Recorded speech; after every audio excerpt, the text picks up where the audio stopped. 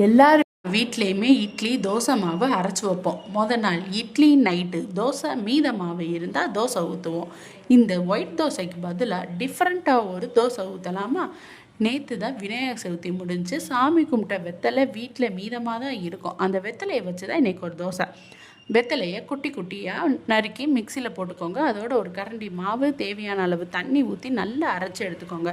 நான் இன்றைக்கி சின்ன கிண்ணத்தில் தான் மாவு எடுத்திருக்கேன். என் குழந்தைங்க சாப்பிட்றதுக்காண்டி நான் 4 வெத்தலை மட்டும்தான் போட்டிருக்கேன். நீங்கள் உங்கள் காரத்துக்கு தகுந்தாப்பில் நீங்கள் வெத்தலையை அதிகமாக கூட ஆட் பண்ணி அரைச்சி மாவில் கலந்து கூட ஊற்றிக்கலாம். இந்த வெத்தலையில் நிறைய மருத்துவ குணம் இருக்குது. சளி, இருமல், செரிமானம் போன்ற எல்லா பிரச்சனைக்குமே இந்த வெத்தலை தீர்வாக இருக்கும். நான் ஆல்ரெடி இட்லி மாவில் உப்பு போட்டு தான் நம்ம அரைச்சி வச்சுருப்போம். அதனால உப்பு போட வேணாம். இன்றைக்கி உங்கள் வீட்டில் எத்தனை பேர் இதை ட்ரை பண்ணியிருக்கீங்கன்னு கமெண்ட் பண்ணுங்கள். இப்போ மறக்காமல் சப்ஸ்கிரைப் பண்ணிக்கோங்க.